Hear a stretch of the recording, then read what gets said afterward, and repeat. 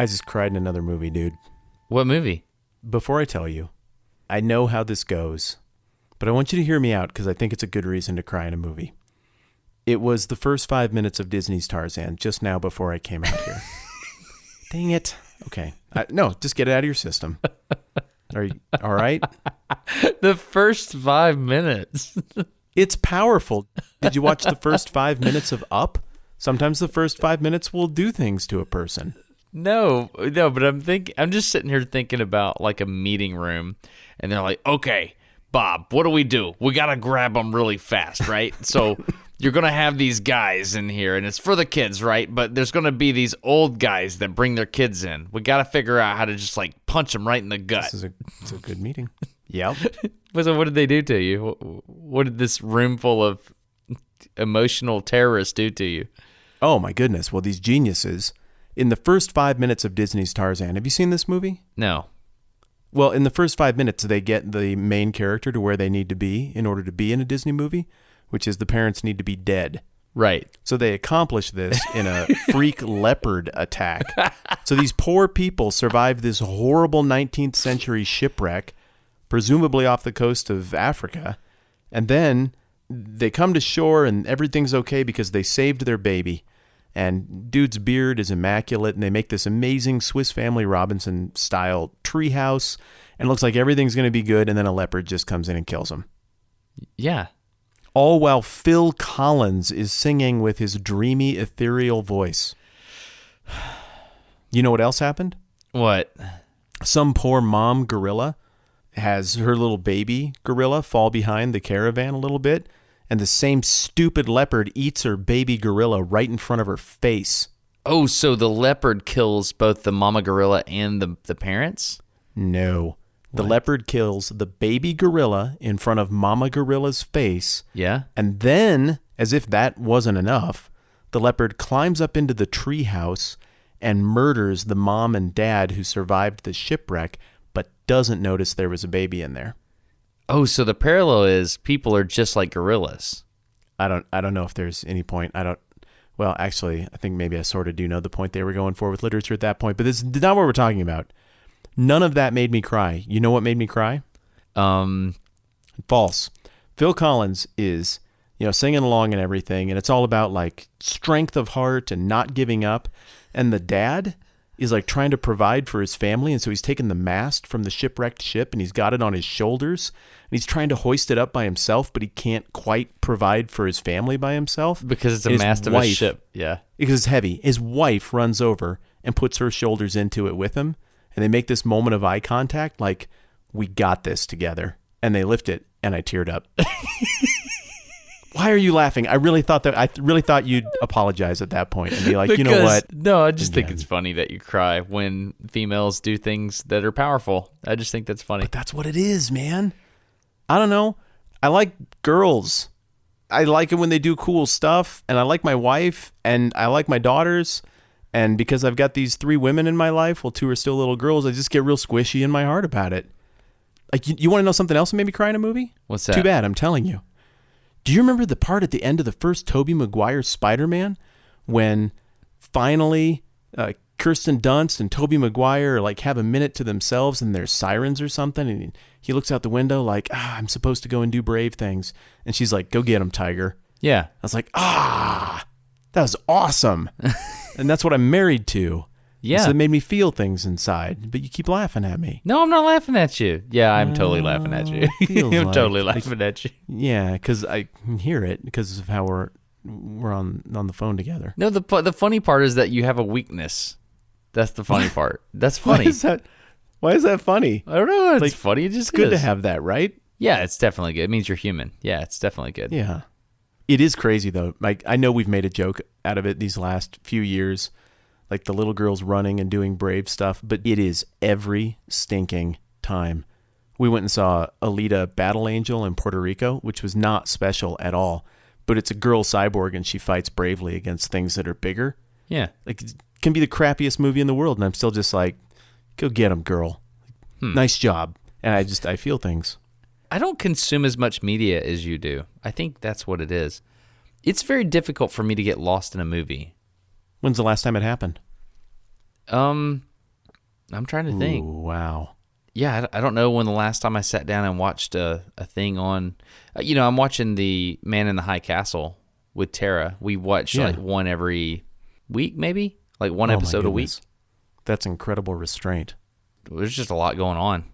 The thing is, though, for me and what I do, story and writing and structure and character kind of is my job, too. It makes me better at what I do. I don't know. You're not sure you believe me. No, I believe that that's true for you. I'm just trying to think about how I create stories and things of that nature. I guess if you think about what I'm doing lately, it's more nonfiction. And you're doing nonfiction as well, but I think allegory and metaphor is more important in your work. I think so, because I deal in abstraction. But like this last video you did, that was pretty tangible. Yeah. You blew crap up. Well, I didn't. I just monitored the crap that was blowing up. And you opened the video with 4 straight clips of you shooting things or blowing things up, and it was awesome. Yeah. Okay, yeah, I did blow stuff up. So okay, there we go. For the third chair, so I made a video with a 4-star general about the future of warfare. It's all this 4-star general's idea, General Brown, U.S. Army Pacific. So the way it went down is, as we may have mentioned before, he contacted me and he was like, hey, would you like to record your last mission and then interview me, and then we'll have a discussion about the future of what's called multi-domain operations, and then you can put it on your little YouTubes there, Oh, that's adorable. Yeah, he didn't say that, but that's the, I'm doing that hand waviness. That's kind of the impression. He's like, well, I know he's a 4-star general. He worries about bigger things. Exactly. And he's like, I know you do the internet stuff. Why don't you I'll give you some information and you can put it out there so people can consume it. I'm like, yeah, sure.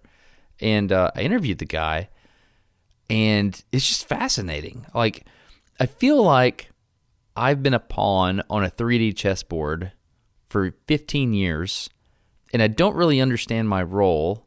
To me, it's a really big deal. Like, I understand we have to know exactly what the bad guy's doing right here and blah, blah, blah.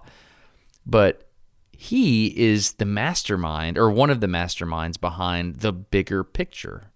Dianna Cowern, she's physics girl online, she was explaining to me the concept of 4D chess. And the way 4D chess is played, to hear her describe it, is there's several 3D chess boards. You've seen like the multi-layered chess boards look like a wedding cake kind of thing? Sure. So imagine 3 of those side by side. And so you're playing 3D chess on one of the boards, but you can make the move across any of the chess boards that are side by side. So they call that 4D chess. General Brown's role is to play one of the 3D chess boards, and then he reports back to an overall commander that ties in all these different theaters of operation. So he is controlling a very complicated sphere of influence, but that ties into a bigger picture as well.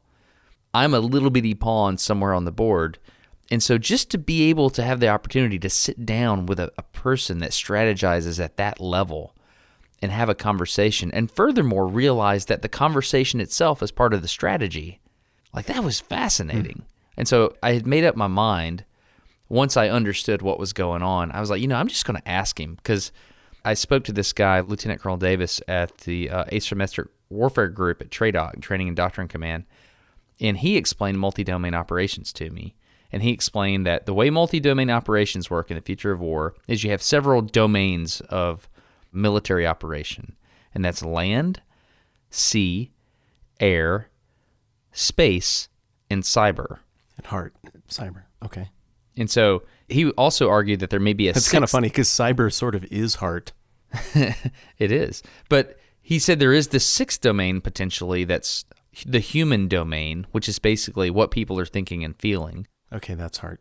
And so I realized pretty quick, I'm about to go talk to Brown. He wants me to make this video so that it's out there on the internet. Like, he's trying to put a message out there in the cyber domain to potentially affect things that happen in sea and land and things of that nature.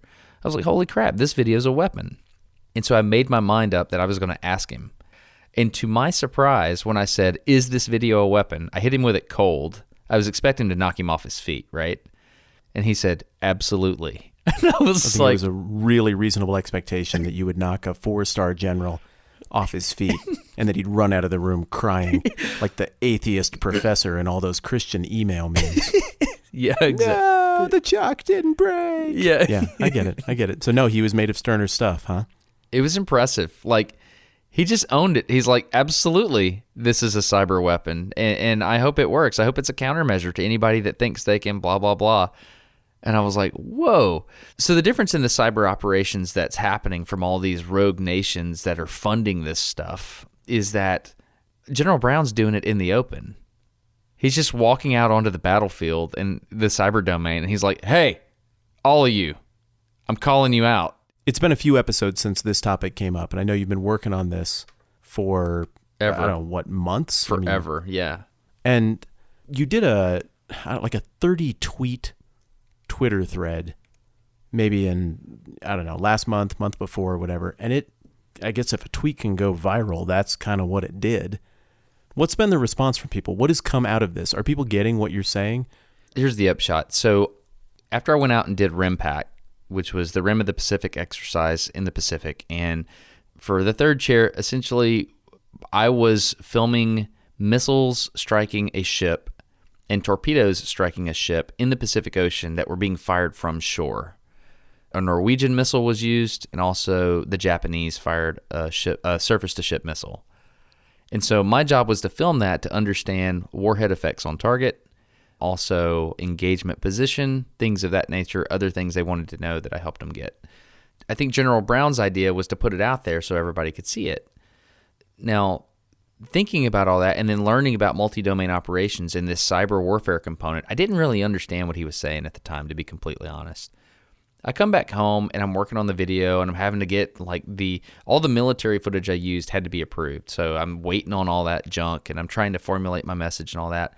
So in the beginning of February, I see this video in my YouTube subscription feed or my suggested videos or however it works.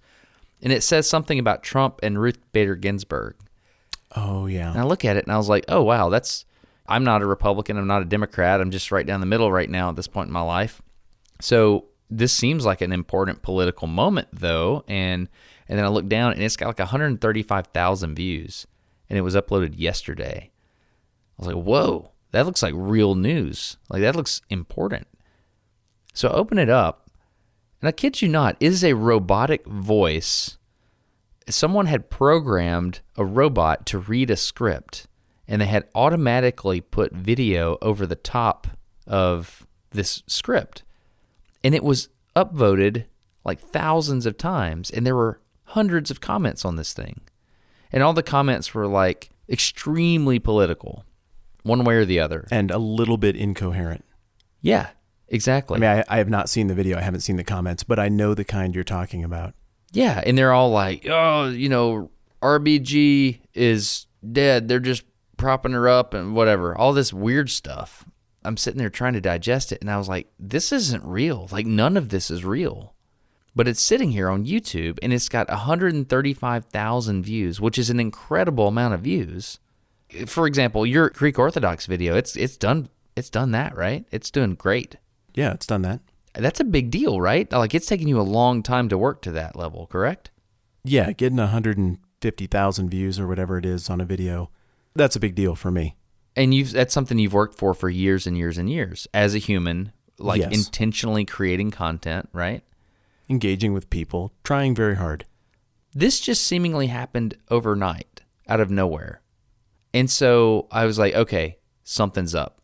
I understand YouTube. I understand countermeasures in the military sense. I'm going to start looking at this, and I'm going to start figuring this out because General Brown told me about multi-domain operations. He told me about this cyber warfare. I'm not an idiot, and I know just enough about all these things to try to piece a story together here. So I just spent an afternoon researching this thing. So your first clues are, that's a lot of views in a hurry for something of incredibly low quality. Yes. I mean, obviously, this is one of those ridiculous, awful robot voice things. And the comments seem super inflammatory and grammatically problematic. And the thumbs up to thumbs down ratio on this video was super high positive. Super high. On an obviously awful video. Yes. I was like, there is no human that would click thumbs up on this. Like, right. Knowingly. Did the video provide any value to you as a viewer whatsoever? No, it did not. Okay. It started off with something like, oh, you know what? I can just get the voice. Here, let me that just would be nice. Let me just drop in a little bit of this here. So this is how the video starts. It has like this fake newsy look to it. And, it's got like a globe spinning and all this like, all this music like you would see on the old breaking news things. Yeah, like you paid $50 on Pond 5 for some stock footage of news. Yeah, and then it rolls in with this audio. Listen to this. This is awful animation. You see how bad that is? It's terrible. It's slow. Like, why would anyone even keep watching at this point? Listen to the voice. I'm not even to the voice yet. Oh. Washington today. After Trump sends message to RBG, he breaks silence on big plans for Supreme Court. President Donald Trump spoke about Supreme Court Justice Ruth Bader Ginsburg's ailing health earlier this week and revealed who he might nominate if she retires. During an interview with the Daily Caller, oh, this Trump is clumsy. Ginsburg good yeah, health so said the all right, person I'm he done. nominated Yeah, so that awful. I'm uncomfortable watching it. After I identified this behavior, YouTube started shutting it down because I made it popular in this Twitter thread.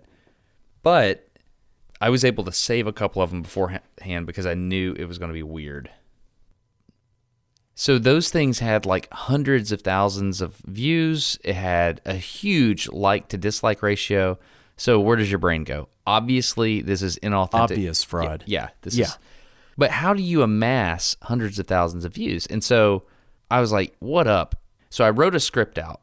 I listened to the words that they were saying, and I typed all of them out in a notepad file. Yeah, I called you when you were in the middle of that. It's about the hardest you've gone, can't talk, brain engaged, bye, in a really long time. I did do that, like, didn't wow. I? I'm sorry. Yeah, it was full Heisman stiff arm. It was worth it, though. I was in the Genius at work. Excuse me, please. This episode of No Dumb Questions is sponsored by HelloFresh, a meal kit delivery service that brings food to your house. It's like mailing you Tasty Yummies. Do you get Tasty Yummies mailed to your house, Matt? Yes, you know dang well that I do, and you know dang well that I like it. And I know dang well. I've gushed about this before, but I'm a sucker for good branding and clear, simple communication.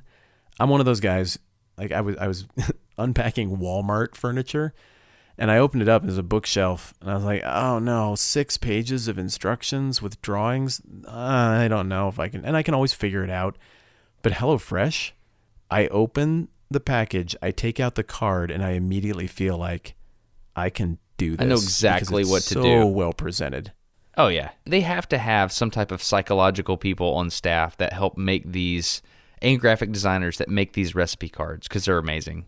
To me, they're like how I felt about getting baseball cards that I prized when I was a kid. I love my HelloFresh recipe collection. It's like a wall of fame of all of the stuff that I've learned how to cook and eat. And right there at the front is Steak and Sass. That's where like you're Wade Boggs. No, you weren't Wade Boggs. You were George Brett, Boggs. Right? Thank you. You know what? We're good friends. Thank you for saying that. Thank you for listening. Cal Ripken. Yeah, Cal Ripken Jr.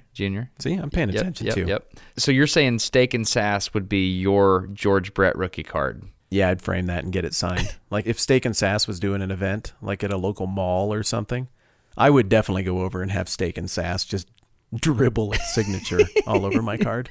Absolutely. All right. Absolutely. So let's tell people what they can do. So the point is, you too can have HelloFresh. You can go to HelloFresh.com/NDQ80 and enter the promo code NDQ80 at checkout. That gets you $80 off your first month, and that is like $20 off the first 4 boxes. So it's like getting 8 meals for free. And you get to go to the website and pick out what kind of meal you want. It's kind of a thing. We go through and we look at all the meals together every once in a while, and we'll pick them. The grocery store overwhelms me. Yeah? I get lists. I go. I love my wife. I want to be supportive and helpful, but it's kind of like how I feel about the instructions for the bookcase. It's just a little too much. I can't picture everything I'm going to need or how it's all going to go together.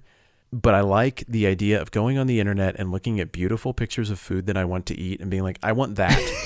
I want that. I don't know how to get it or what, but I want it in my face. So just send that to me, and then I'm going to make it and eat it. And so it's like cool, complicated, good food is now possible for me, and I get to participate. I would kind of disagree with the complicated part. It is complicated in that when you get done, you're like, I have no right to make something this awesome because I just made a sauce, and I'm not smart enough to do that. But it's not complicated to actually do it. No, by complicated, I mean the taste. Oh, okay. Like, you know how fancy, like, sommelier wine people are always like, no, this is complicated. Right. I don't know what they're talking about. It just tastes like wine to me. But the food, I get it. I understand with the first bite, this is different than, there are more flavors happening here than what I would do left to my own ends. And I like that I'm trying to sort through all of the things that make it delicious. Right. No, it's ridiculously easy, which is my point about the instructions. To get something that is so complex, that's the term. Complex. Complex in taste without being complicated. That's kind of the sweet spot. That sounded good. Complex in taste. Did that work? You should tell them that. Okay, so here, let me just do the promo code one more time just so people get it. So you get $80 off your first month by going to HelloFresh.com/NDQ80 and enter NDQ80 at checkout. Again, that's like getting 8 meals for free. That's $20 off your first 4 boxes. You're going to dig it. Absolutely. Thanks again to HelloFresh for being a part of Notum Questions. And thanks again to HelloFresh for being a part of Dinner at the Whitman household. In the Sandlin household as well. Rock and roll. I think it was important. I think it's going to be very important. It was important. Yeah. And so I typed all that stuff out, and then I went to Google, and I would enter different sections of the text.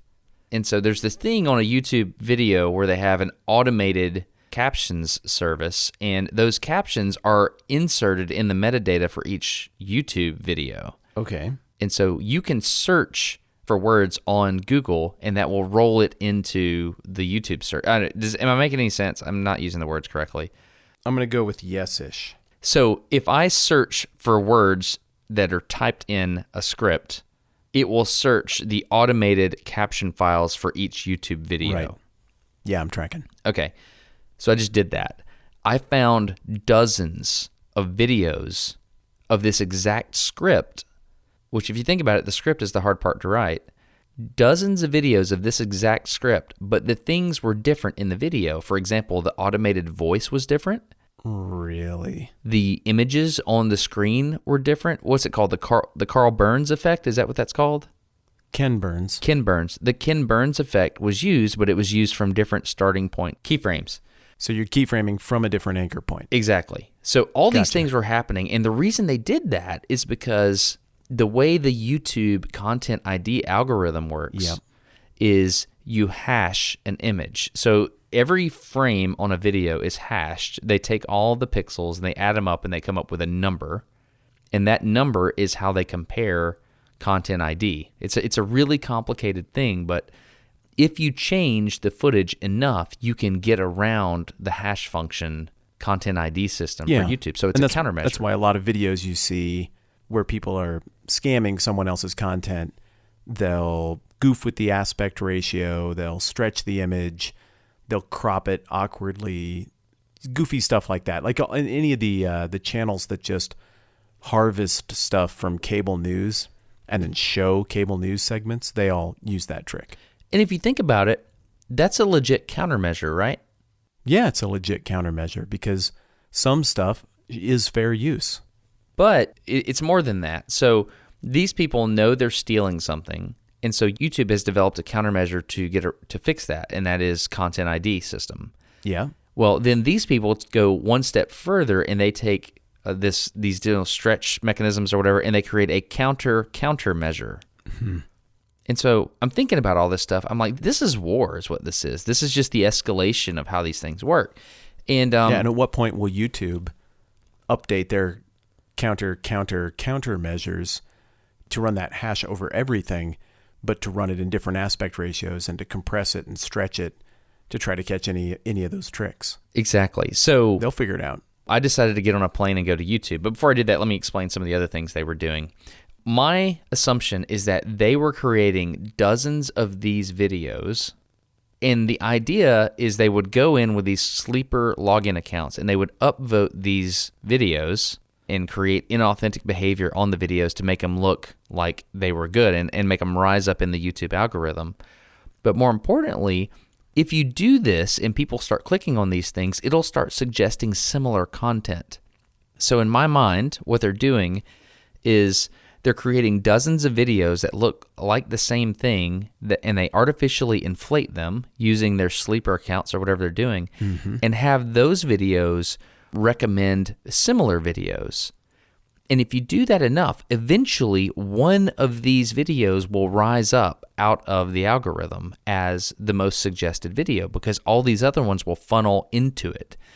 This algorithmic momentum will be channeled into one of these videos and it'll rise up above the noise floor of the YouTube algorithm, and suddenly real human eyeballs will start to see it. Does that make sense? It all makes sense, and I'm tracking with what you're arguing in terms of how it happened. That squares with my experiences and observations on YouTube. Okay. But like the $1 billion question, who did it and what are they trying to accomplish? Okay, so my next theory was because this is political in nature. No, I'm sorry, I didn't mean to jump ahead. I mean, No, you're perfect. That's perfect. no, it's okay. I mean, you're a guy who can literally just jump on a plane and go to YouTube. Like, I didn't want to derail you. What do you mean? A minute ago, you're like, well, so I had a question, so I decided to just jump on a plane and go to YouTube. Like, well, sometimes I have questions, but I rarely jump on a plane and go to YouTube to ask. Well, like, I'm glad you're on a first name basis with them. Well, this is kind of how it went down. When I did this big Twitter thing, I just basically outed that the behavior was happening. I was like, I think people are manipulating the algorithm. Yeah. My gut reaction wasn't YouTube bad, let's all hate YouTube, because that's what the world does right now. Well, and we like YouTube. Yeah. They're a good partner. So I'm like, this is a legitimate attack. And I think this is an engineering problem. So my assumption was this was an external party because I had listened to General Brown, right? So I'm like, somebody's trying to make us pissed off at each other. So I'm just going to go figure this out because all these companies, YouTube, Twitter, Facebook, some other companies, they all contacted me. Because of the tweet storm? Yeah. To some extent, people at each of these companies, not the companies themselves, but people at these companies, in their own way, they reached out and they were like, yeah, so this thing you're talking about, it's totally real, and we lose sleep over this, and we try really hard, and this is difficult. Were they defensive? Did they feel like you were criticizing them? No, they felt like finally somebody gets it. That's the tone. I just reached out to him, and I was like, can I come hang out with you and ask you questions and get to the bottom of this? And they're like, yeah, we have to work it through all these official channels, but please come out. We want you to understand because we know you're going to do the smarter everyday thing, but we want you to understand so you can do it right. I was like, thank you. And so I did that. I got on a plane, went out there, and I talked to people. And I've got an upcoming series on that. We're not going to talk about everything that happened there because you have an upcoming series on that. Yeah, I mean, I think I'd like to hold some punches back, but the upshot is... That's fair. This is what I learned. Like, this is going to be the punchline in the videos. This is a complex engineering problem. They are literally under attack every single day. And for us to sit back and think that it's a bunch of humans at YouTube that have malicious intent, that just are lazy and not doing anything, or these humans at Twitter, these humans at Facebook, oh yeah, they just don't get it. They're just letting all this bad stuff happen.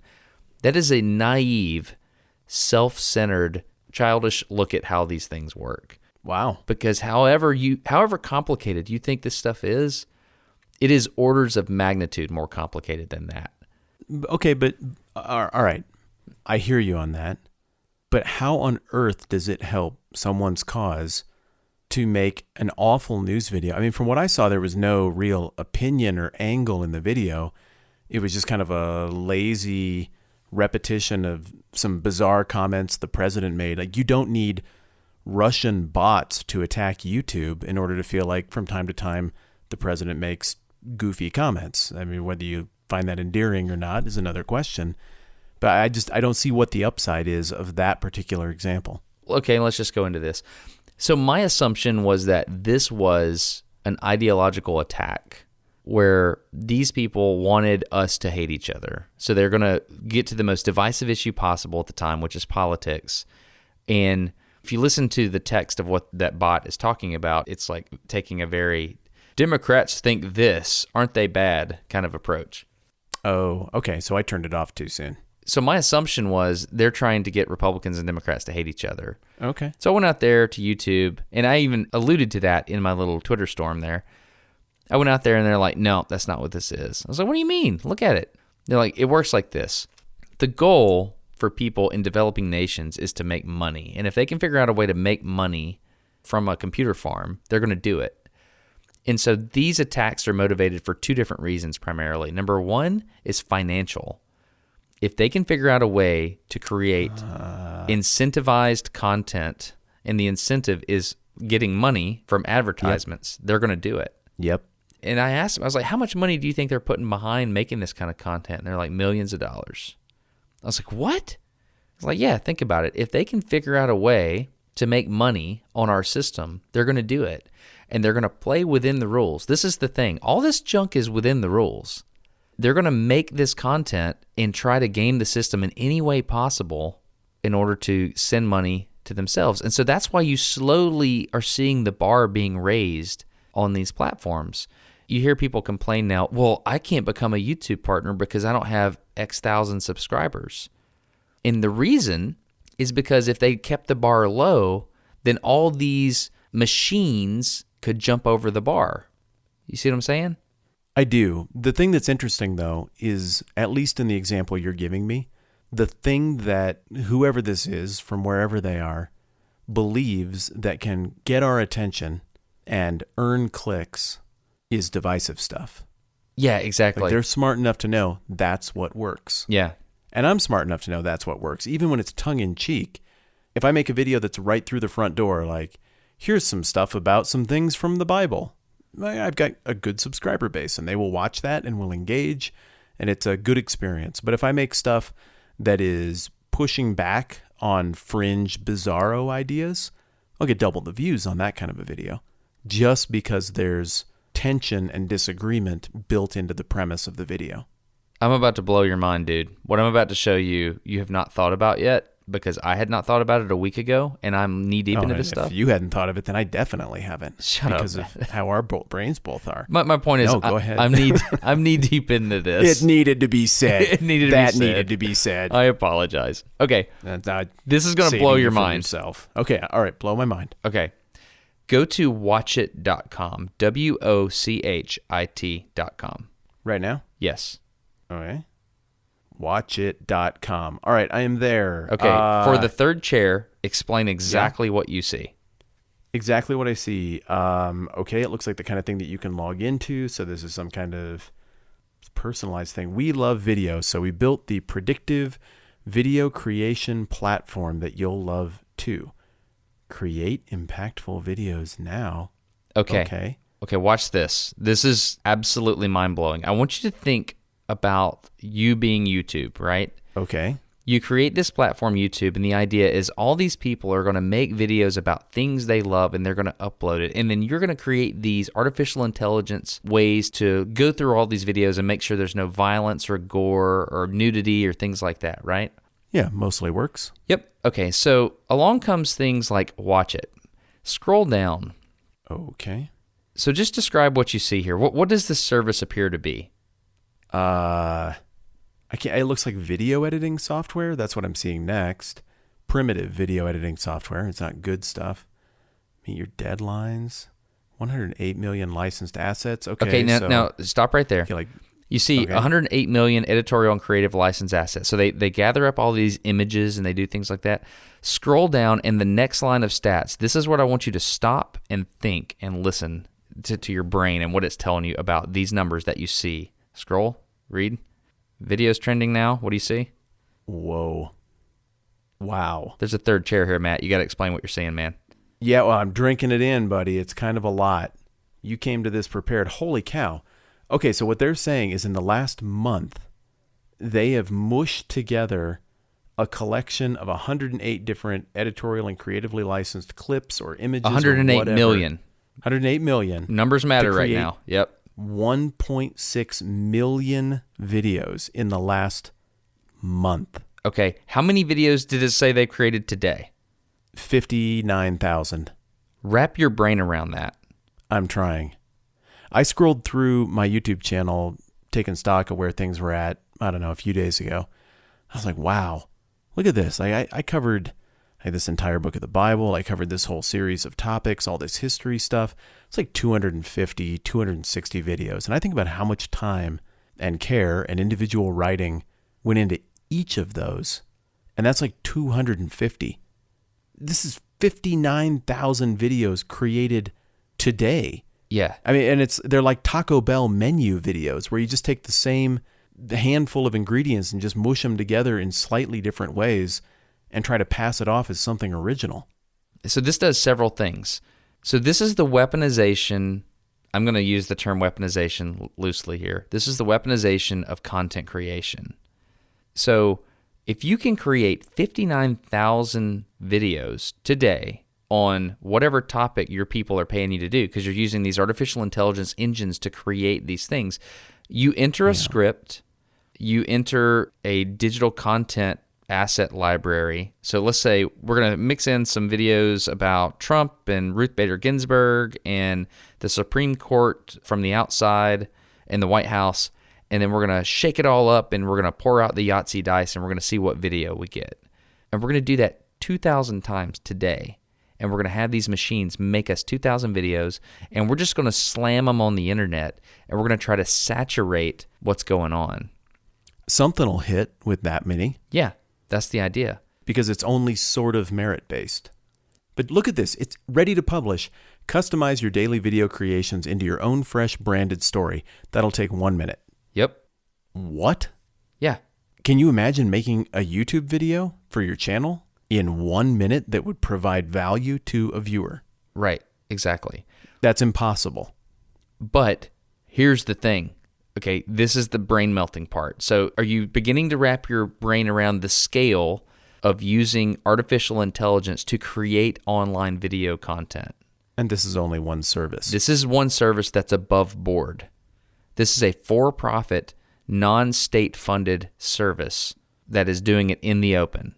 How on earth can YouTube stay ahead of this? Imagine what's happening. I can't imagine. Okay, here's another thing, dude. I think about stuff from my genre. I know you pay more attention to things from the genre in which you work, right? You're comparing notes, seeing what's working, what other people are doing, celebrating successes of others, maybe rolling your eyes at silly stuff from time to time. I do the same in my genre, and my genre, unlike yours, just sucks. It's rough. There's not good content. It's combative. It's weird. Religious content on the internet is not usually very fun. It's really cool when you run into something that's great. One of the things that blows my mind is when I go to get started on writing my next video or whatever, and I just go to check out what's already out there. And I will always find 4 or 5 complete trash videos.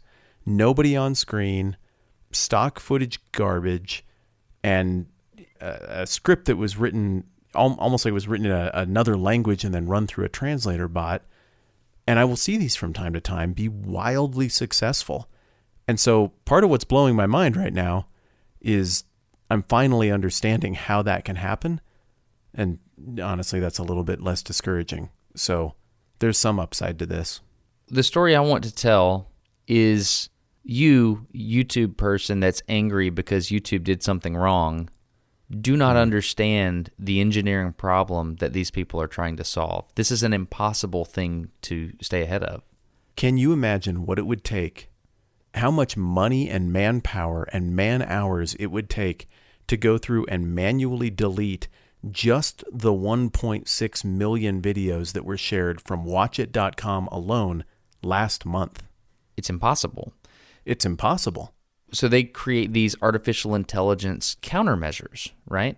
They have to. So YouTube creates a platform. Watchit weaponizes AI for content creation. YouTube creates AI countermeasures. And by the way, the Watchit AI has countermeasures built into it to get around the YouTube terms of service stuff, right? So of course, YouTube has to create AI with countermeasures to sniff all this stuff out. And then at that point, we've got bots fighting each other. And so YouTube is trying to stay ahead of this. But think about this, Matt. If you were to take 1.6 million, 1, 2, 3 zeros, okay, that's 1.6 million. If you were to take 1.6 million videos and you were to develop AI that could take out 99.9 of these, right?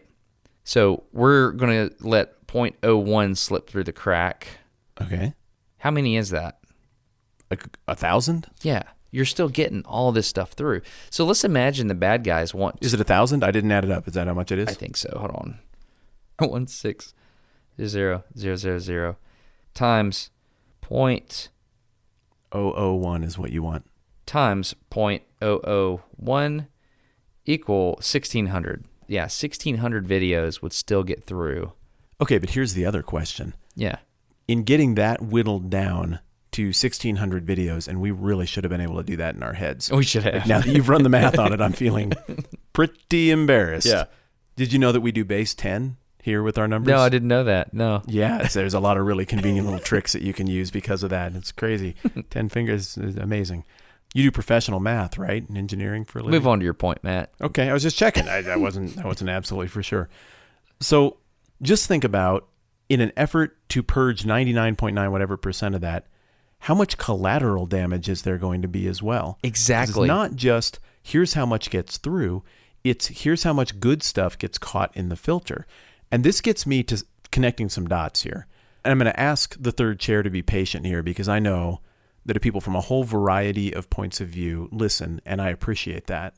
There has been a lot of talk lately, whether fair or not, that social media seems to be more interested in pushing back on fringe stuff that tends right than pushing back on fringe stuff that tends left politically. Fair or not, that's the accusation. That's the observation. I have a new theory on this, but go ahead. See if you arrive at the same theory. Well, that's where I'm headed right here. Yes. And I will go only so far as to say, though I am not a rightist, I see some evidence to support that assertion. I see sometimes that it seems exaggerated. But what about this? What if people overseas who either, one, want to spread division, or two, just want to make a buck by monetizing division, what if they've figured out that the way the left responds to crazy right stuff is more likely to draw numbers than the way the right responds to crazy left stuff? And as a result, they do a whole lot more crazy right stuff because for whatever reason, financially, that's more beneficial. And as a result, groups like YouTube create their countermeasures. And so more stuff that looks to you and me like it leans right gets caught in those countermeasures, and maybe there's not a grand conspiracy. Am I crazy? You're not. Let me say it a different way. Okay, so you're saying maybe it's intentional, the attacks are happening on the right more. No. Well, maybe it's intentional from the malicious actors that we imagine are overseas. That's what I'm saying. I'm going to speak in stereotypes, and that's always dangerous. But is a young person or an older person more likely to be on the left? I just saw a poll about this. The only age group where a slight majority favors socialism as an economic system is like the 18 to 22 window. So yeah, younger equals more left historically. And so older would be more right, correct? Yes. Okay. Yeah, that's correct. Oh, I see what you're doing. Yeah. Who did telemarketers target? I just watched 2 videos today of IRS scammers calling people, intelligent people who caught it. But I know people who've been suckered by it, and they're not young. Right. So, if you're going to spend time making videos to try to sucker people, who are you going to... Oh, golly. Yeah, you're going to attack the older generation. The older generation tends to be more to the right. Therefore, this is the transitive property of Destin hand-waving YouTube data. Therefore, they are more likely to create inauthentic behavior on the right. Because the people who tend right. Therefore, YouTube's algorithms are going to have to be applied across the board to the right more. Yeah. And then you have collateral damage. And when you have collateral damage, you get one YouTuber with a voice making a video saying how they're being suppressed. Yeah. You see what's happening here. Okay, all right. But hold on. Let's also be honest that different parts of the country lean very heavily in certain directions. I remember when I lived on the north side of Chicago in 2004, when Barack Obama was running for Senate, there were like 8 votes in that entire district that weren't for Barack Obama. There are parts of the country that lean dramatically right and dramatically left. And come on, I mean, the Bay Area is as left as the country can be. It's not the craziest thing to suggest that most people working on social media companies in the Bay Area are going to have preferences that lean left, right? Shouldn't have said left, right, but you know what I mean. I'm waiting for your point. Okay, so my point is, if I'm Joe Blow on the internet and I hear what you and I are saying, I'm thinking, those seem like credible theories. Okay, so also, we're all victims of our biases, and I suppose it could be possible that people in social media might have biases and they might try to inflict that on the algorithm. Okay, it took me a second to figure out what was going on there. I thought you were presenting this as a logical truth, but I realize now you were presenting what a person may think about the truth. Because I know you're a well-adjusted human, Matt, and you know that people have their own ideas. Yes. And you're less likely to stereotype employees of a... I'm not really into that. Yeah. So it took me a second to figure out that you were presenting an alternative reality or whatever. So I see what you're doing there, but I would say I'm a solid percentage with that crowd. I mean, come on. We know how California votes. We know that that's a pretty left area. We know that Texas tends to be a little bit more right area. So I could see how someone looking in would say, I don't want to hear you guys' silly opinions. It's just bias. And you're telling me that you think there's an explanation that is more than just bias. So the person that escorted me around Twitter was from Texas. The person that I was introduced to at Facebook was from Canada originally. Like, these people go to this area because they're really good at math. They're really good at computer science. So I will say this. If I had to describe the application of how these AI algorithms work, like directly, I would say they are libertarian in application. Yeah, I like that language. Yeah. I truly believe, now, I don't know what motives you want to assign to whatever my words would be. And this is the hard part. For me to make this YouTube video, people are not going to believe what I say. And that's cool, whatever. Oh, people are going to light you up. Oh, they're going to light me up. If people light you up saying that you're a NASA mind control lizard shill for suggesting that the Earth has curvature, they're going to light you up over this. What sucks is that what you just said is not an embellishment. That's happened. I'm well aware. Remember, we happened to do a video together that involved space. Oh, that's right. Yeah, so you were some of the collateral damage. I'm also a lizard man NASA shill now and haven't been able to shake that label. Oh, yeah, you were in one of those. That's fun. So I was, and you were in one of mine on the same topic. Oh, that's shill. That's great. Sheeple. Okay, so when I interviewed Obama, I got lit up from the right. When I interviewed Ivanka, I got lit up from the left. People are going to try to crucify me over this, but I really believe, having had the closed-door conversations with the people in control of these things, it's not an organization out to get you. It is a group of computer scientists in a cubicle farm under legitimate attack from external forces, and they're losing sleep at night trying to beat them. Like a military scale, millions of dollars behind these attacks. And these people are trying to shield us, society, from these attacks. And while they're doing it, they're screwing up at certain times, because this is not a deterministic problem. It's not 2 + 2 = 4. These are algorithms that are using image recognition and like all these different things. It's a probabilistic approach to what people expect is a deterministic problem. This is why we can't have nice things. It's not. There is no winning this war. Here's the technique. And everybody across the board, every organization I went to and said, how can you possibly beat this? I said, I'm an engineer. I understand the problem you're up against is not deterministic. The average person that uses your platform has no idea. They just know that Wubby Chubbs 384 has been downvoted because YouTube hates his ideology in their minds. And they're like, yeah, and that keeps us up at night because we truly want everyone to have a voice. We want liberty. We want people to be able to be them. But the problem is, as we apply these algorithms to try to save society from all this crap, there's collateral damage, and we're getting flack for that, and we hate it, and we're doing our best to try to fix it. And so you have other people that are calling for regulation. They're like, well, why don't we just regulate this stuff? But here's the thing. Yeah, great idea. Well, fortunately, there's no real historical sample to draw on to know what happens when governments regulate media, or else maybe we could be more educated in how we proceed. Oh, wait. We've got a century of what happens when governments regulate speech and the media. And it's baffling to me that those calls, and I will try to dial down the political rhetoric starting right now, but it is baffling to me that those calls are coming from the right now. Here's the other thing. If you think for a second that YouTube wants this junk to happen, or Twitter wants this junk to happen, or Facebook wants this junk to happen, you're absolutely wrong. Of course. Or that the government could fix it. If YouTube can't fix it, the government can't fix it. I won't subscribe to that line of reasoning, what you just said. I will do it with the caveat that YouTube is motivated by market forces to have zero mistakes on this issue. Yeah. YouTube is trying as hard as they can.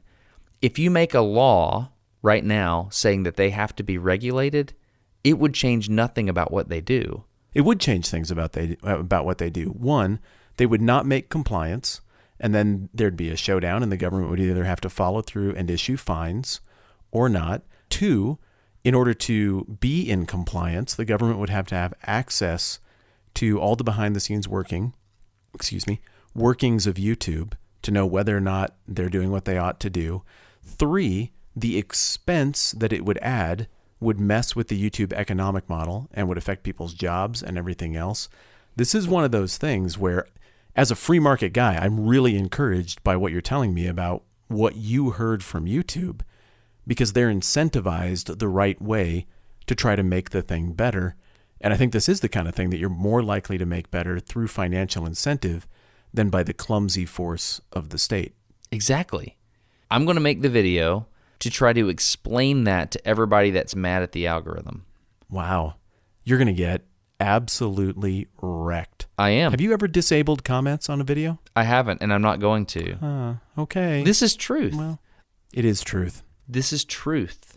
And so nobody's saying the truth. This is a gigantic freaking deal, dude. I know it is, but it's more than that, because we're in the depths of the economics of it, right? And the engineering problem of it. But let's back out to the 30,000-foot view, and let's look over here to our left on the timeline of this podcast here. And let's remember where we started. We started talking Tarzan? to General Brown. No. Oh, yeah. We started talking to General Brown, who is saying, hey, there's a gray zone. Do you know the term fait accompli? It's a French term. Yeah.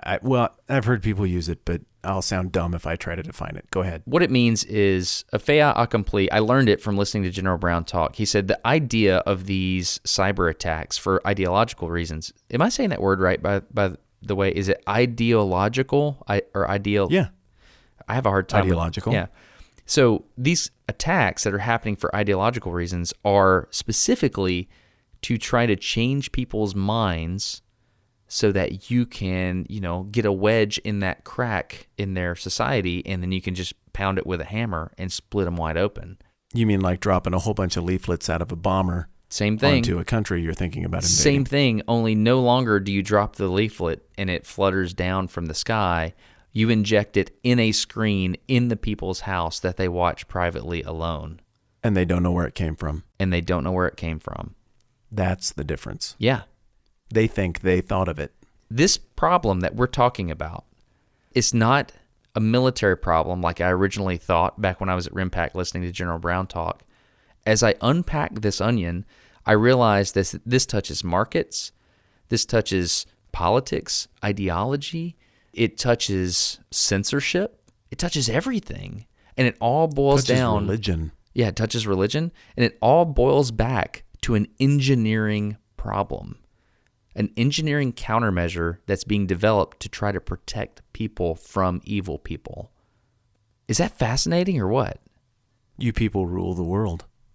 What, who? Engineers? No, we don't rule the world. All data and information used to pass through the desks and offices of ink-stained journalists. Now, that's not how it works. It's not about the journalist or what they compose. It's about who controls how the data gets out, for better or for worse. And I appreciate your characterization. I'm sold on your characterization that there's nobility in the task, but it's like anything else. I mean, you have people working on the other side with the exact same skill set, and there's not nobility in what they're doing. In a way, I'm kind of encouraged by this conversation, though, because it gives me a little bit of hope in who we are as a country, as the West, maybe even as the whole world, that maybe we don't hate each other quite as much as we think. Maybe this isn't quite as broken at the level of the heart as we might imagine. Have you ever been around somebody who's kind of screwing stuff up, but you know they're being manipulated? Yes, sir. Yeah, me too.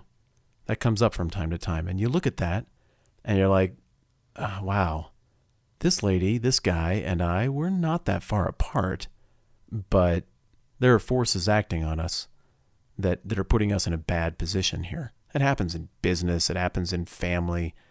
This gives me hope that maybe that's more what's going on, that we've all been worked over a little bit and we haven't all responded to it as well as we could have. But can engineers save us from our division? Engineers are not known to be empathetic. I've never heard that. Engineers are not known to be socially dialed. But in this particular case, they are charged with creating algorithms to detect the subtleties of human deception. Oh my goodness. You understand how hard that is? I understand how hard that is face to face. It's a huge part of my job. It's much harder when you put a bunch of ones and zeros as a mediator between you and the person you're trying to understand. Exactly. What you're doing is in an attempt to understand, going back to this watchit.com, 1.6 million videos a month, and that's just on watchit.com. In an attempt to understand that 1.6 million video number, which is mind-boggling in itself, you're converting every one of those videos to ones and zeros, like you said, and then you do things and you parse that data and you subcategorize it and you separate the audio from the video, and then you start looking at individual images and you hash those and you compare those to other images of Trump, to other images of all these politicians and, you know, all these whatevers. Then through all that, you try to make rational decisions that don't anger an entire people group. And you do that at the rate of 60,000. Well, I don't know, what's uploaded to YouTube right now? Oh, I can't keep track of the number. It's mortifying. Yeah. So to expect those engineers to bat 1,000 is not only unreasonable, it's asinine. And the alternative right now would be do nothing, in which case there would be no more YouTube. No one would use it. The market would give up on it. Shut it down. Yeah. So for example, sometimes I'll Google a video that you made or I made or something to see where traffic's coming from. You get curious. And there's certain websites that hijack my content. Like, I don't know why some Russian content farm wants videos about theology, but they do it. They hijack it. They reframe it. Do they really? And they repost it.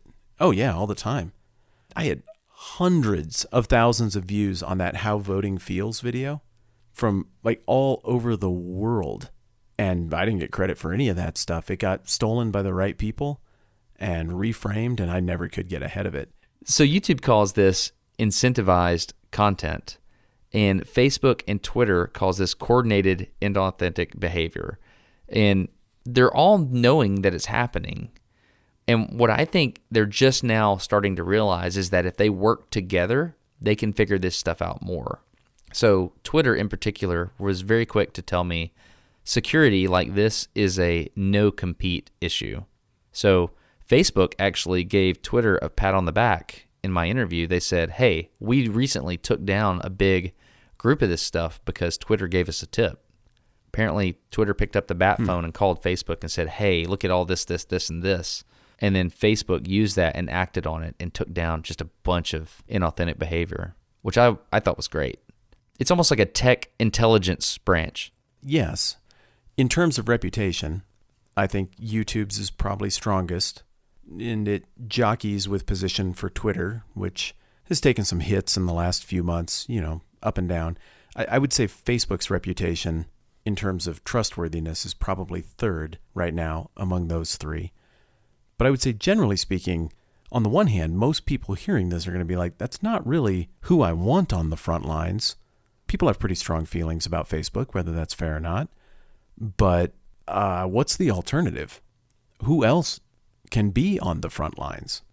If you want an internet, somebody has to do this. It's interesting, isn't it?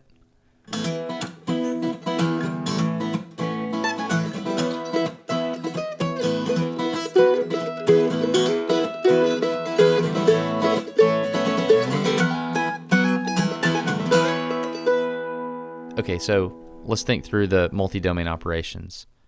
Sea, land, air, space, cyber.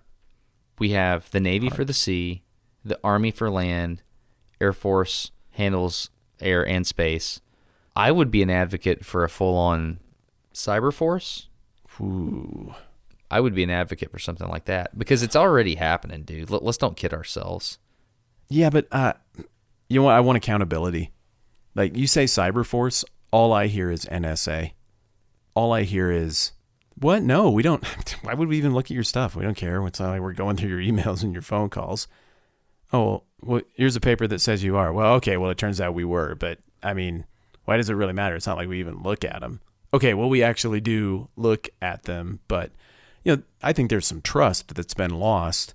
And recent polling, I saw a Gallup poll last month.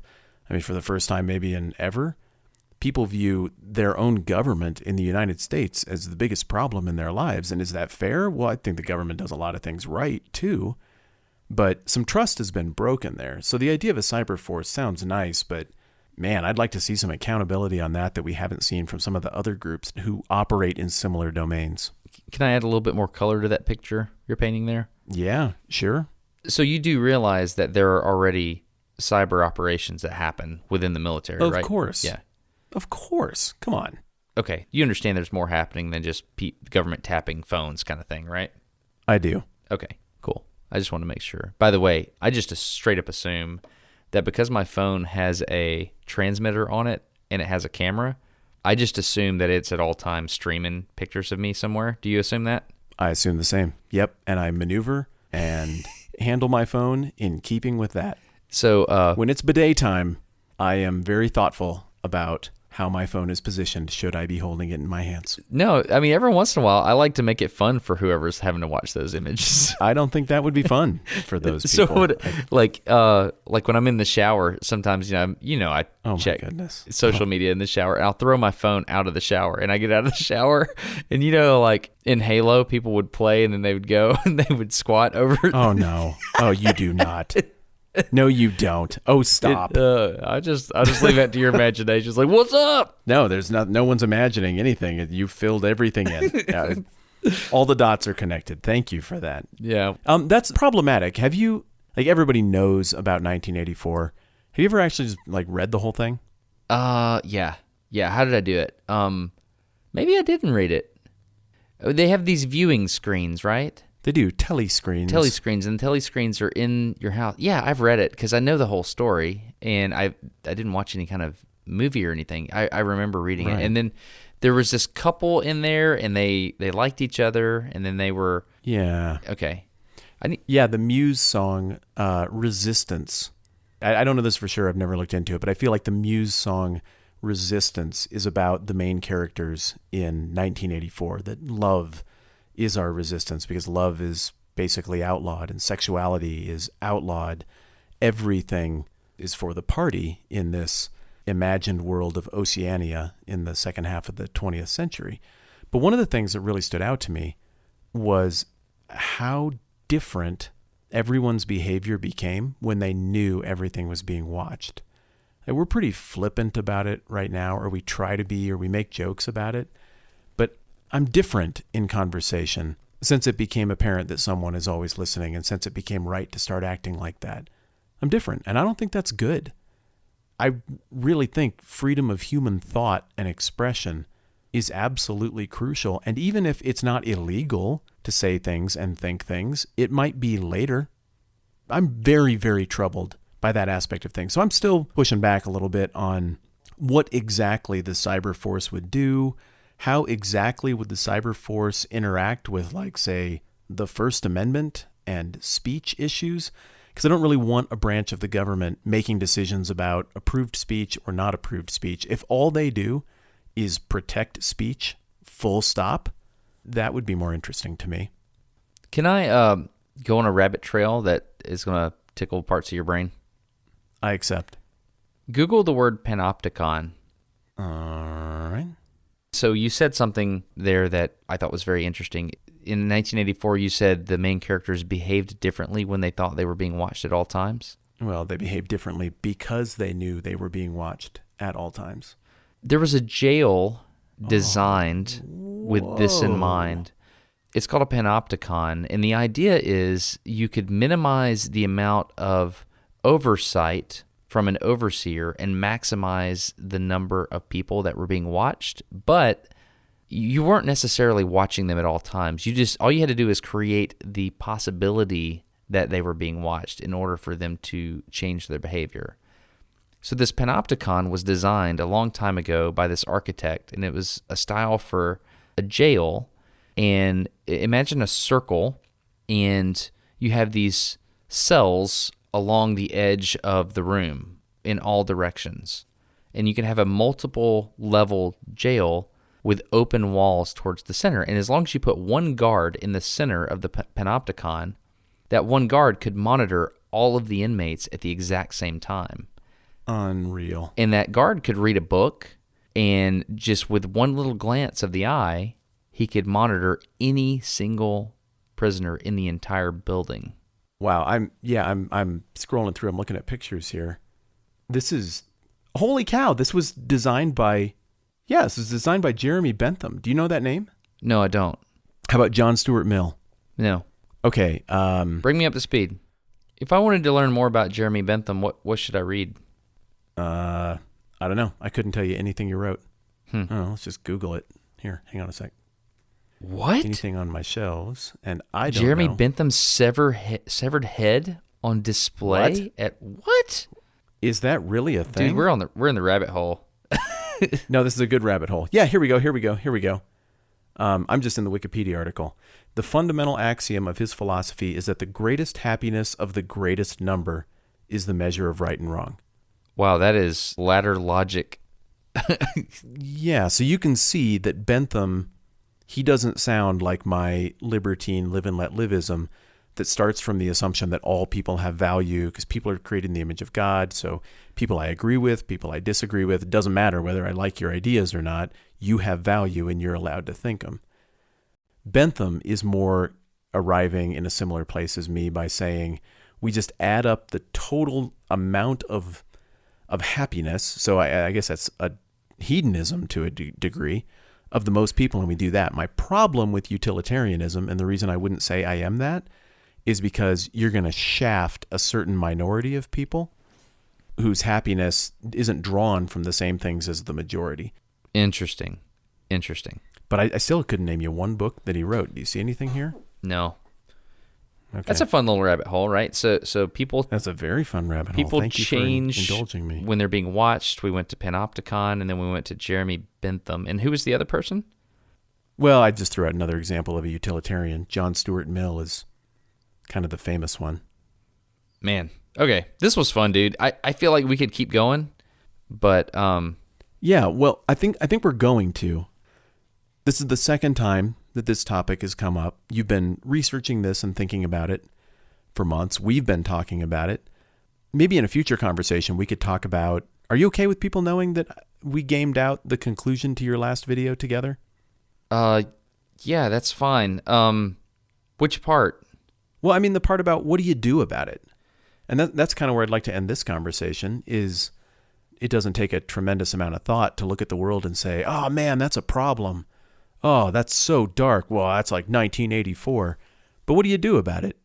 I mean, you're connected to the internet. What are your options? Yeah. I mean, to be clear, that was feedback I got from a lot of people. They're like, hey, this is doom and gloom. Give me something happy. Yeah, but your video ends with that. Yeah, it does. But yeah, your suggestion to just end the video and get out, that's exactly how I ended it. I think it's important, the things that we said, intentional unity is super important. What's really interesting to me is watching the people attack this video in the comments. It makes me wonder who they are. And their attacks are pretty dumb. Yeah. It makes me wonder if I was the bad guy and I was trying to make people hate each other. And then there's this person that made a video just basically telling everybody my battle plan. Yeah. You got to try to inject some uncertainty in that, right? Yeah, I would get out the crap Gatling gun and just indiscriminately fire it against the wall. Oh, exactly. And hope stuff sticks. Yeah. Because of the BS asymmetry principle. Exactly. Throw chaos into the midst of order and let people have to figure out, what order of magnitude it's going to take to undo the BS. Yeah, that's why the videos that I make on the YouTube algorithm issue, I may just address the comment section. I may just say that. Might be wise. Yeah, so here's what's going to happen. You're going to scroll down, you're going to read a bunch of comments here. Some of those comments are going to be real, and some of those comments are going to be coordinated inauthentic behavior. And the reason they're going to be there is because the goal is to create uncertainty about what is true and what is not. Just say it that clear. Yep. It's really fun. It's really fun to try to figure this stuff out and try to discern the hearts of evil people. And let's be honest. I mean, these people in developing nations trying to get money for their families. Yeah, I was going to say. That's not necessarily evil. They're just doing the best they can. No. But what is an unfortunate mirror that is held up to us is that people in a developing country look at us and they're like, how can we get people to pay attention? Oh, these people are suckers for fighting with each other. Here you go. We'll just throw out stuff to bicker about. Doesn't matter what it is. They'll bicker. We'll get eyeballs. Oh, wow. These comments, I just pulled it up. The ones that are being filtered out automatically by YouTube are very... Oh, you went to the auto blacklist, the held for review section? Yeah, here's... Okay, people don't know what that is. Third chair, when you have a YouTube channel, you have comments that just automatically post. They pass all the filters. Maybe you've got a banned words list. I have a few words that I just would rather not see appear in my comment section. And anything that trips one of those filter triggers goes to my held for review section. And sometimes I get around to going and looking at those and approving some or agreeing with the filter that they should be deleted. But that is where the dumpster fire is. Yeah, it is. So this is where I'm at right now. There's some interesting stuff in here. Imperialist pig, but interesting video. # hands off Venezuela. What? Yeah. There's someone referencing the 6th domain, the spiritual domain. That one got pulled. Oh, they left a YouTube link there. So this is a case where that might happen. So here's a person. They have a YouTube channel called Salt and Light, right? And they have... Oh, that's a Bible reference. It is. And they've left a comment here. There's a 6th domain, the spiritual domain, and they have a YouTube link here. And I have automatically filtered out anything that has a YouTube link in it because I don't want people linking offsite or to crazy stuff, right? And this is the kind of person that would probably get upset that they were suppressed. Yeah. I went to the link that they were going to link to, and it's like it starts with angels singing and stuff. Yeah, so I don't want people linking away from that. Yeah, remember what I was describing earlier? Yeah, that's the kind of stuff. Yeah. I get bombarded with that. Yeah, and here's a tip also for the third chair. If you want your comment to appear in a YouTube video, don't include links to other things. Yeah. The filter will almost always throw that out. Let me ask you this. Do you think the video I made was propaganda? Propaganda is one of those nutty words that has negative connotations, probably should, but it isn't always a historically negative thing. So I'll say part yes, but propaganda can also be truth. And so it's obviously being presented from the perspective of someone who likes his own country and has confidence in his own country's military. But what you're doing with the video is turning over cards and trying to point out truth. That's a little different than what some of the negative propaganda of the past has been about. I don't feel like your video was trying to manipulate people. Let me put it that way. It was an anti-manipulation video that is still coming from a certain angle. I mean, you live in a country and you like certain things. So Merriam-Webster, propaganda, noun. It looks like it was, at some point, a congregation of Roman curia having jurisdiction over missionary territories and related institutions. So that's if you capitalize the word. Apparently there was a thing called the propaganda. That's interesting. Wow. I have a big area of subject matter, and I'm always learning new stuff. I've never heard that. Okay, so definition number 2. Lowercase p, propaganda. the spreading of ideas, information, or rumor for the purpose of helping or injuring an institution, a cause, or a person. So, spreading ideas, information, or rumor. So I certainly was wanting to spread ideas and information for the purpose of helping an institution. Yeah, if we're going with that definition, then it was propaganda. I'm not prepared to call it propaganda. No, information, especially of a biased or misleading nature. That's not what you just made. It didn't say that. Oh, really? No. Oh, I'm looking at a different definition here. No. This says the spreading of ideas, comma, information, comma, or rumor. So there's an or there for the purpose of helping or... Oh, how interesting. Okay, third... No, check this out, though. This is illustrating what I was saying about propaganda being a word that people aren't sure on the definition of. Because here's Google's definition of propaganda. Information, especially of a biased or misleading nature, used to promote or publicize a particular political cause or point of view. That's their number one definition. So there you've got two pretty reputable sources that can't even agree on what this word actually means. Let's be exact in our language here. When you said that is Google's definition, I don't think that's accurate. You're saying Google.com? It's the definition that Google pulls up. Okay, so let's... And actually gives you as a Google search result. The world I'm living in right now is I'm going to start attributing words to Google, like the company Google. So I have to be very careful with what I say, right? Yeah, and I don't know. Who do you attribute? Is this dictionary.com? Who does Google use when they give you a return? So this is another thing I'm learning. This next video I'm working on is with an organization called MediaWise, and it's about media literacy. And a lot of people just Google and they come up with the first thing they see, and they're like, "Oh, well, that's the facts. That's the information." Of course. And because things like "watch it" exist in the text form, you have to be very careful with attributing sources. You know what, though? This is confusing because really, what is the source here? Let me Google this. Who does Google use for definitions? I don't know. Oh, wow. You can't find... There's nothing there. It's Google's definition, I'm telling you. I'm sure it's being drawn from a source, but it is not linked. Yeah, it is Google's definition. You're right. They're not linking it to anything else. I think my first read was the correct read. That is bizarre. Please. Google's defining words. Please forgive me for my tone. In hindsight, my tone sounds patronizing and like arrogant. A tiny bit lecturing. Yeah, it does. I'm sorry, dude. We know each other's dance steps. Forgive me. Still, I apologize. It's good, buddy. I know you are the knower. You're awful. A little bit. But really, back to the point. This whole episode, this whole conversation has really been about propaganda, whether intentional or otherwise, countermeasures to propaganda. We remember some of what that looked like during World War II, though we didn't get into it deeply. And now here we are. You bring up the word. I tell you, I don't think people even agree on the definition. This is one of those really slippery words. You go to one website, I go to another website, and we arrive at really, frankly, very different definitions. Isn't it intriguing that we can't even agree on how to define the topic we're trying to discuss? The waters are muddy, man. They're muddy. I have a question. Yeah. Is Captain America propaganda? I don't know. I don't understand Captain America. You got all these people with superpowers, and he's like, I've got a shield, and I was a soldier one time, so I'll just block bullets. A shield that he throws. It's like the quintessential defensive weapon, but, well, if I'm really pushed, I can also throw it and hit you in the face with it. It's just dumb. The analogy sort of breaks down as soon as you throw it. I was Captain America for Halloween one time. Did you wear underwear on the outside of your pants? I did not. That's a good idea, though.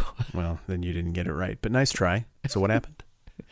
So explain Captain America to me. Who is, like, you know his name, don't you? Like his actual name. Steve Rogers. Come on, everybody knows his name. The third chair was shouting in unison at you when you asked that question. Sorry, I didn't know. It's all right. You're still a good man. I know Peter Parker is Spider-Man. I know Clark Kent is Superman. I know Bruce Wayne is Batman. Yes. These are all Marvel characters. No, wait.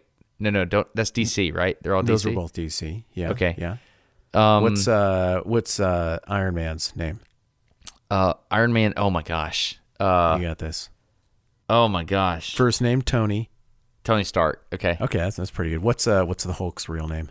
The Hulk he's a professor.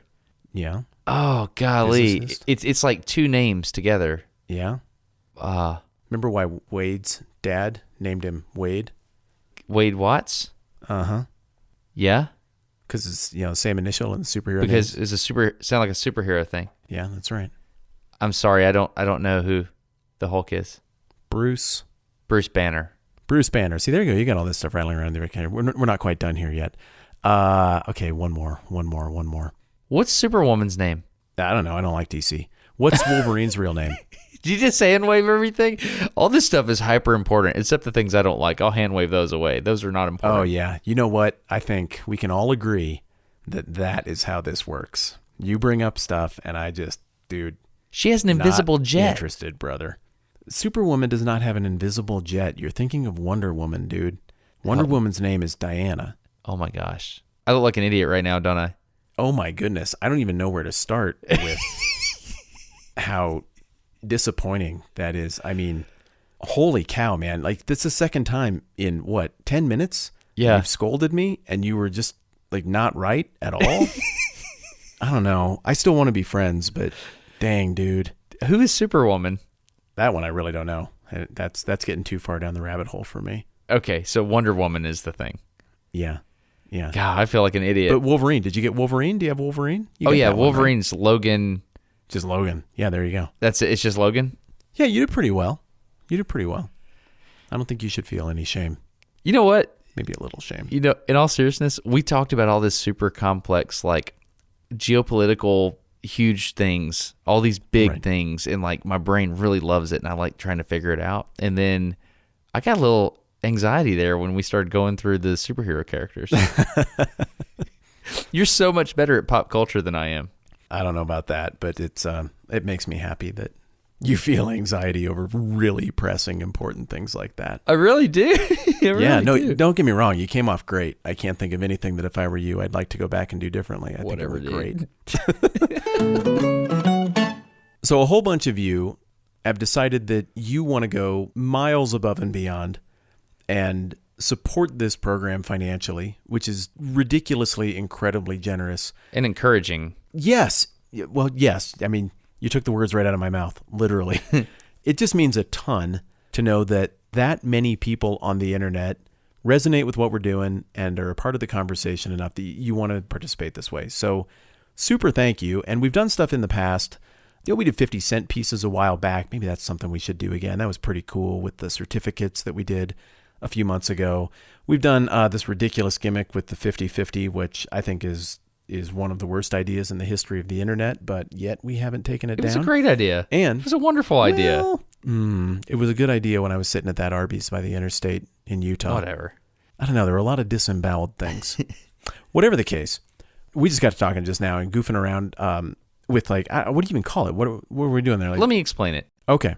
I figured out that this voice thing that you do, you're really good at voices, abnormally good at voices. Thanks. And I just pulled that string a little bit as to why you're good at voices and all that stuff. And turns out there's more to the story than I expected. So we just recorded a little mini segment, and we don't really have a place where it can logically go in an episode because this is a pretty long episode as it is. But I thought it'd be cool to offer that up to patrons because, so you have something extra that you get for being a patron on Patreon. I think I don't know. I just think it'd be cool. Can we do that? Yeah. So we just put it on there for patrons at any level, right? Totally. It's on there. Yeah. Okay. So that's patreon.com/no-dumb-questions. Let me spell the whole thing out. Yep, that's true. Total blatant gimmick because absolutely blatantly we're asking for you to consider being a part of it in that way. But even if that's not your thing, we're still super grateful that everybody's here and just listening and being a part of the show. So thanks. Yeah, totally. So patreon.com/no-dumb-questions. What should we call it? Like Matt Voices or something like that? No, we're going to decide that later. I'm not committing to a name right now. All right. Just give him a taste of the Telemundo announcer. Just do it now. Do it. You're opening the desk drawer and you're pulling out a little stick-on mustache, aren't you? For the yes, absolutely. La Reina del Sur, segunda temporada estrena mundial. Oh, dang it, I don't know how to say that number. What was that? Does that count? What did you say? It's for a show on Telemundo. Temporado. I heard temporary. It's a new series that's starting on the 22nd of April, only on Telemundo. It's going to be You rolled great. that R like a boss, man. I can't do that. You got to be ready, man. How do you do that? Oh, yeah. Well, we talked about that. Really? You can't roll that R? I can't. Hold on. I have to have a certain amount of spit going on. That was pretty good. Yeah, it's hard. Yeah, it's easier when you're doing the Telemundo voice. Let me tell you, it just... Well, you got to have the just mustache. sorta- I don't have a mustache that I can stick on like that. Yeah, okay, you're making sense. Anyway, do this, Matt. So tell everybody Yeah, the Patreon URL, but in the my- Telemundo announcer voice. Yeah, it'd be my great honor. Yeah. Apoya el programa en patreon.com/nodumbquestions. Did you say Patreon.com? Yeah, that's what you say. You say .com. Is that what they say? Apoya el programa en patreon.com/nodumbquestions. Dude, like in my head, you are wearing a mustache and Yeah, you got like absolutely. really big. It's just hard to. Yeah. Wow. That's amazing. Really? See. Okay, no, I think that's right. Yeah. So if you want to understand how Matt learned to do that stuff, we'll leave that little segment over at patreon.com/nodumbquestions. That's impressive, dude. This is interesting, but there's some topics that we... And I don't know, I want the third chair to know that this is a very accurate reflection of what we talk about when we have windshield time. It is. Superhero names, you making fun of me for crying in movies, Game of Thrones, and I don't know, geopolitical cyber warfare. And it's really fun. I'm really glad that we get to do that. That you're an excellent windshield time partner. Yeah, you too. And it's really like iron sharpens iron. I learn a whole lot when I say my ideas out loud to you, and then you point out the flaws in the ideas, and then you let me run with an idea a little longer than I should sometimes, and then you just make me smell it. Well, I don't know. And vice versa. I mean, yeah, and that really is the fun. And we joke about the whole, we're different, we should do a podcast. And when we cracked that joke in, I think that was episode 1, wasn't it? Yeah, it was. That was the first conversation. When we were cracking that joke, there was a little bit of wink, wink, haha. We do have a lot in common. We are different on some things. But doing 55 of these with you and then listening to it in the editing process, there's so much stuff that I don't notice on the first pass that I go back and listen, to the first edit that comes in. I'm like, what? How did his brain go there and mine went there? Yeah, exactly. That is not the same math equation that we are running, but we're talking about the same topic. Point is, I like it. I'm having fun. This was good, dude. I agree. And my wrap-up point would be, I really do think we need to put the old proverbial pin in this one, because as you keep doing work on this and we keep talking about this, just naturally, if somebody is here and they're listening to a podcast, just by nature of the medium, they probably care about these issues. They're probably thinking about these issues. And it's been really fun to have you wade into it and come back out with actual data instead of speculation. Sweet. I'll let you go, man. Thank you for recording. I know this wasn't the best night for you, so thanks for doing it. Yeah, you bet. We got it in, and it was a really fun conversation. Been looking forward to it. Glad we did it. Sweet, man. Have a good night. All right.